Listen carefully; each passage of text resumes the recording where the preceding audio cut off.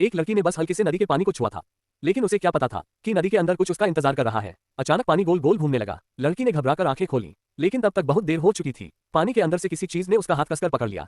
लड़की डर के मारे चीख उठी, लेकिन सबसे डरावनी बात यह थी कि उसके साथ खड़े लोग उसकी मदद करने के बजाय पीछे हटने लगे।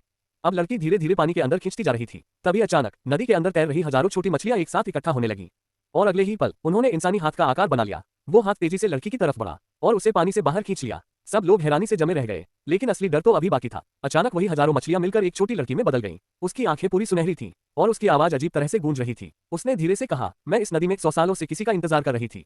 सब लोग डर से कांपने लगे। फिर छोटी लड़की ने कहा, अब समय आ गया है, मैं किसी एक की इच्छा पूरी करूंगी। इतना कहकर वो सुनहरे धुएं में बदल गई और सबकी आंखों के सामने गायब हो गई। लोग अभी समझ ही नहीं पाए थे कि आखिर हुआ क्या है। तभी जंगल की तरफ से जोरदार आवाज आई। एक विशालकाय काला कौवा तेजी से उनकी तरफ उड़ता हुआ आ रहा था।